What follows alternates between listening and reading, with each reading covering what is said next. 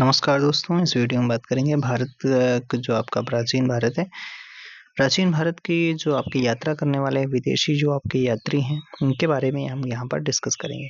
तो और बात करते हैं कब से कब तक रहते हैं और ये कहाँ मतलब इनके बारे में इम्पोर्टेंट जो फैक्ट बनते हैं, किस देश से आए थे, यात्री का नाम क्या था। तो अगर बात करते हैं ह्वेनसांग के बारे में, तो ह्वेनसांग भी है ये चीन से आया था। कहाँ से आया था? चीन से आया था। कहाँ से आया था? चीन से आया था। अगर बात करते हैं ये 630 से 645 तक इंडिया में रहता है। भारत के प्रथम और सबसे प्रसिद्ध खोजकर्ताओं में से एक ह्वेनसांग बौद्ध सिद्धांतों तथा प्रथाओं की खोज में चीन से भारत आया था। ठीक है, किसके लिए आया था? बौद्ध सिद्धांतों और प्रथाओं की खोज में आया था। उसकी उनकी रिपोर्ट में पिलग्रिम प्रिंस का उल्लेख किया गया है, जो भारत की राजनैतिक, सामाजिक और आर्थिक स्थितियों के बारे में विस्तृत वर्णन के बारे में बताया गया। भारत के कश्मीर, पंजाब और आपका कपिलवस्तु, बोधगया, सारनाथ, कुशीनगर सभी का दौरा ह्वेनसांग ने किया था। ओ भाई, सभी जगह किया था। कश्मीर, पंजाब, कपिलवस्तु, बोधगया, सारनाथ, कुशीनगर सभी का दौरा ह्वेनसांग ने किया था। नालंदा विश्वविद्यालय में अध्ययन के दौरान उन्होंने दक्कन, उड़ीसा, बंगाल का दौरा किया था। भारत के बारे में उनका विवरण, जहां उन्होंने 14 साल बिताए, इस बात का अंदाजा देता है कि प्रागैतिहासिक भारत में जीवन कैसा रहा होगा। ह्वेनसांग ने बौद्ध धर्म के प्रति, देश की अटूट श्रद्धा के प्रति अपना सम्मान प्रदर्शित करने के लिए हर्षवर्धन के शासनकाल में भारत का दौरा किया था। किसके टाइम पर? हर्षवर्धन के टाइम पर किया था। ठीक है। ह्वेनसांग जो आपका अच्छा त्सांग द्वारा ह्वेनसांग द्वारा लिखित आपका सी यू की बुक लिखी गई में मध्य और दक्षिण एशिया के देशों का सबसे लंबा और सबसे विस्तृत अवलोकन मिलता है। चलिए आगे बात कर लेते हैं अल-बरूनी के बारे में। अल-बरूनी जब आता है 11वीं शताब्दी में आता है। फारस का ये यात्री था। ठीक है। अल-बरूनी एक खगोल शास्त्री, मनोवैज्ञानिक तथा गणितज्ञ और दार्शनिक थे। इन्होंने इंडोलॉजी की स्थापना की थी। अल-बरूनी महमूद गजनवी के द्वारा नियुक्त किया गया था, एक नियुक्त विद्वान था। उन्होंने किताब उल हिंद किसके लिखी द्वारा है? एक आपका अल-बरूनी के द्वारा लिखी गई। भारतीय दर्शन और संस्कृत पर एक महत्वपूर्ण अध्ययन है। अच्छा, वर्तमान शोधकर्ताओं के अनुसार भारतीय स्थिति, ज्ञान प्रणालियों तथा सामाजिक मानदंडों तथा धर्म के बारे में उनके अवलोकन तथा भारत में आने वाले किसी भी यात्री द्वारा किए गए सबसे गहन अवलोकनों में से एक माना जाता है। आगे बात करते हैं इब्न बतूता। इब्न बतूता अगर बात करते हैं, ये मोरक्को का यात्री था। 1333 से 1342 तक रुकता है, यानी 1333 में आता है और ये एमबीटी के समय में आता है। किसके? एमबीटी यानी मोहम्मद बिन तुगलक के समय में आता है। इब्न बतूता एकमात्र मध्यकालीन खोजकर्ता था जिसने उस समय सभी मुस्लिम राजाओं के देशों का दौरा किया था। इब्न बतूता दिल्ली के सुल्तान मोहम्मद बिन तुगलक के शासनकाल के दौरान भी ये क्या किया था? आया था।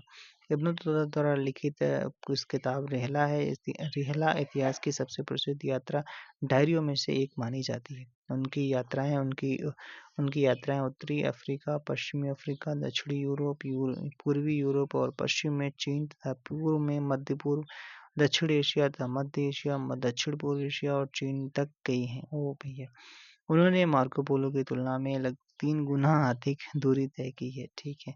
मार्को पोलो की अगर बात की जाती है, मार्को पोलो इटली का रहने वाला था। वेनिस के यात्री मार्को पोलो आज भी सर्वाधिक प्रसिद्ध है। 1254 से 1324 तक रुकते हैं। माना जाता है कि उन्होंने 1288 और 1292 में 2 बार दक्षिण भारत का दौरा किया था। एक छोटे से शहर से सेंट थॉमस की कब्र देखी थी, जिनका जिनका नाम उन्होंने नहीं बताया। कई इतिहासकार इन तिथियों और यात्राओं को तथ्य मानते हैं और उस छोटे से गांव की ओर इशारा करते हुए जहां वे मायरा पोल से मिलते हैं। मार्को पोलो की यात्राएं। वेनिस के खोजकर्ता मार्को पोलो द्वारा लिखित एक पुस्तक जिसमें एशिया की उनकी यात्रा और साहसिक कारनामों का वर्णन है। उन्होंने काकतीय राजवंश रुद्रम्मा देवी के शासनकाल में दक्षिण भारत का दौरा किया था। कौन था? Marco Polo. कौन था भैया? Marco Polo. ओके। अगर बात करते हैं मेगास्थनीज, जो आपका ग्रीस का रहने वाला था। मेगास्थनीज एक यूनानी दार्शनिक था। ठीक है। और बात करते हैं यहाँ पर सेल्यूकस निकेटर के राजनयिक के रूप में उन्होंने भारत की यात्रा की थी। कब आया था? 302 में आया था। लगभग 5 वर्षों तक चंद्रगुप्त के दरबार में रहे और यहाँ से 302 से 298 ईसा पूर्व तक रहे। इंडिका नामक पुस्तक में भारत में उनके अनुभवों का वर्णन मिलता है। उन्होंने अपने लेखों के माध्यम से भारत का एक मिनट भाई। हाँ, तो भारत का क्या किया था? भारत का भूगोल, प्रशासन, धर्म और समाज शामिल थे, इसमें बताया था। चलो आगे बात करते हैं, यहाँ पर अब्दुल रज़्ज़ाक़ के बारे में बात करते हैं। साम्राज्य का सबसे ये फारस का रहने वाला था। प्रारंभिक उल्लेख फ़ारसी यात्री अब्दुल रज़्ज़ाक़ से मिलता है, ठीक है। आगे बात करते हैं 1440 के आसपास में विजयनगर साम्राज्य का इसने दौरा किया था। हम्पी के आपके बाज़ारों, उनकी वास्तुकला और उनकी भव्यता के बारे में उनके वर्णन के बाद के इतिहासकारों के लिए बहुत कुछ छोड़ दिया है। अब्दुल रज़्ज़ाक़ तिमुरिड सम्राट शाहरुख का राजदूत था। अच्छा, फाहियान के बारे में बात करते हैं। चीनी यात्री था, ठीक है, और ये 405 से 411 तक रहता है। और फाहियान को महान बौद्ध ग्रंथों की खोज में भारत की यात्रा करने वाला पहला चीनी भिक्षु माना जाता है। चंद्रगुप्त द्वितीय के शासनकाल के दौरान फाहियान ने भारत की यात्रा की थी। क्योंकि जो इसने एक बुक लिखी है, 65 वर्ष की आयु में उन्होंने मध्य चीन से गांधार और पेशावर तक शेनझेन, डुनहुआंग और खोतान और हिमालय के पार दक्षिणी मार्ग से पैदल यात्रा की थी। निकोलो कोंटी की बात करते हैं। निकोलो कोंटी आपका इटली का आपका यात्री था। निकोलो कोंटी एक वेनिस इटली, ठीक है, खोजकर्ता और लेखक था जिन्होंने भारत के पश्चिमी तट से एरी तक अंतर्देशीय क्षेत्र से विजयनगर तक की यात्रा की थी, ठीक है भाई साहब। जो सबसे महत्वपूर्ण दक्कन हिंदू राज्य की राजधानी थी। निकोलो कोंटी द्वारा हिस्टोरिया डे वेरिएटेड फोर्टूने नामक एक पुस्तक लिखी थी। कोंटी ने इस जगह का विस्तार से वर्णन किया है और अपनी यात्रा के सबसे दिलचस्प हिस्सों में से एक का खुलासा किया है। उन्होंने विजयनगर और तुंगभद्रा से मद्रास के पास मारियापुर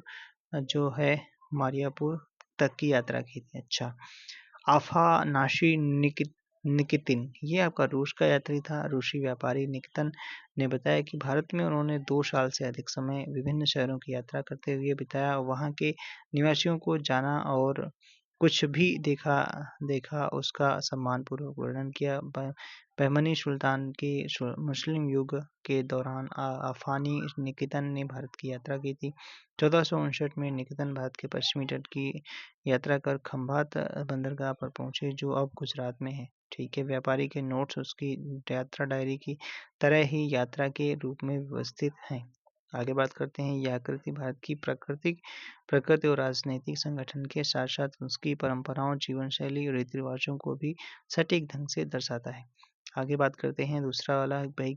अगला सर बात करते हैं डोमिंगो पेस। डोमिंगो पेस आपका पुर्तगाली यात्री था। 1510 में गोवा पर कब्जा एस्तादो इंडिया का मुख्यालय बन जाने के बाद में अनेक पुर्तगाली शासी और व्यापारियों ने विजयनगर का दौरा किया। विजयनगर की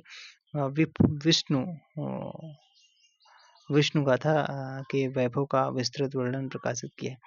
डोमिंगो पेस पुर्तगाल के एक शासी व्यक्ति थे, जिससे सबसे मूल्यवान कृति डोमिंगो पेस द्वारा लिखी गई है। 1520 और 1522 के बीच में लिखी गई है। कृष्णदेव राय के शासनकाल के दौरान पेस द्वारा विजयनगर की अपनी यात्रा का वर्णन मुख्यतः एक विस्तृत अवलोकन है, क्योंकि इसमें विजयनगर की सैन्य संरचना, जिसे मलंकारा प्रणाली कहा जाता है, वार्षिक शाही दुर्गा उत्सव का विस्तार से वर्णन किया गया है। फर्नांडो नून्स भी आपका पुर्तगाली यात्री था। वह एक पुर्तगाली घोड़ा व्यापारी था। ओ भैया, संभवतः 1535 से 1537 तक रहा। अच्युत राय के शासनकाल के दौरान विजयनगर की राजधानी में रहा होगा और उसने कृष्णदेव राय के प्रारंभिक युद्धों में भाग भी लिया होगा। अच्छा, उन्हें विजयनगर के इतिहास में रुचि थी, विशेषकर राज्यिक शहर की स्थापना और उसके बाद 3 शासक राजवंशों में उसके कार्यकाल तथा दक्कन के सुल्तान और ओलिश राय के बीच में युद्धों से संबंधित है। अच्छा, उसके वर्णन से महानवी उत्सव की झलक मिलती है, ठीक है। कौन था ये, कहाँ चला गया? फर्नांडो नून्स के बारे में बात कर रहे थे, ठीक है। और बात करते हैं वादरबार की महिलाओं द्वारा पहने जाने वाले असाधारण आभूषणों और राजा की सेवा करने वाली हजारों महिलाओं की प्रशंसा करते हैं। ओ भैया, वास्को डी गामा की बात करते हैं। ये भी पुर्तगाली यात्री था। वास्को डी गामा भारत पहुंचने वाला पहला पुर्तगाली या पहला यूरोपीय था। 1497 और 1502 तक के दौरान भारत की यात्रा की इसने। कालीकट के राजा जमोरिन के दरबार में पुर्तगाल के राजदूत के रूप में वास्को डी गामा का स्वागत किया। केप ऑफ गुड होप के माध्यम से भारत के लिए अपने पहले अभियान पर भारतीय और अटलांटिक समुद्र के माध्यम से यूरोप से एशिया जाने वाले पहले व्यक्ति थे। अच्छा, भारत अपने पहले अभियान के दौरान वास्को डी गामा के बेड़े का प्रमुख जहाज शो ग्रेबियल था। ठीक है, जहाज का क्या नाम था? शो ग्रेबियल नाम था। वह भारत के एक महत्वपूर्ण यात्री थे जिनका इतिहास गोवा के इतिहास से घनिष्ठ रूप से जुड़ा हुआ है। अफ्रीका के पश्चिमी तट पर नौकायन करने और केप ऑफ गुड होप का चक्कर लगाने के बाद उनका अभियान अफ्रीका में कई पड़ावों के बाद में मई 1498 में कालीकट के भारतीय व्यापारी केंद्र पर पहुंचा। The gamma Vasco D gamma अपनी दूसरी यात्रा पर गोवा पहुंचे, जहां उन्हें भारत में पुर्तगाली सरकार को कलंकित करने वाले भ्रष्टाचार के प्रसार से लड़ने का काम सौंपा गया था। अच्छा, दूसरी बार जब आए थे। ओके, अल-मसूदी की बात करते हैं। ये आपका अरब का व्यापारी था। ये एक अरब विद्वान थे। 10वीं शताब्दी में भारत की यात्रा की थी इसने। और बात करते हैं उनकी सबसे प्रसिद्ध कृतियां हैं अकबर अल जम्न, ठीक है, किताब अल अवशा, ठीक है, किताब मुरज अल दहाब, ठीक है, ये सब इनकी बुक हो जाती हैं। विलियम हॉकिंस की बात करते हैं। ये आपका ब्रिटेन का था। ये आपका राजा जेम्स प्रथम ने हॉकिंस को सम्राट जहांगीर के मुगल महल में राजदूत के रूप में भेजा था। हॉकिंस ने 1607 में ईस्ट इंडिया कंपनी के जहाज हेक्टर का नेतृत्व करते हुए भारत की यात्रा इसने की थी। वे 1608 से 1611 तक भारत में रहे और उस समय के इतिहास का अध्ययन किया और उनके लेखों में उन दिनों का विस्तृत वर्णन भी मिलता है। टॉलमी की बात करते हैं। टॉलमी आपका ग्रीस का था। टॉलमी अपने समय से सबसे प्रभावशाली यूनानी खगोल शास्त्री और भूगोलवेत्ता थे। उन्होंने सौरमंडल का भूकेंद्रिक सिद्धांत प्रतिपादित किया जो 1400 वर्षों तक प्रचलित रहा। तो thanks for watching. Next video में मिलेंगे। अगर आप यहाँ से आपको एक आधा क्वेश्चन जरूर देखने को मिलेगा SWD के एग्जाम में। दोस्तों, अगर पहली बार है तो चैनल को सब्सक्राइब करना, प्लेलिस्ट बनी है, वही इंपॉर्टेंट आपको टॉपिक्स देख के जाने 10-10 5-5 मिनट के हैं, वहीं से आपको क्वेश्चन देखने को मिलेगा। Thanks for watching.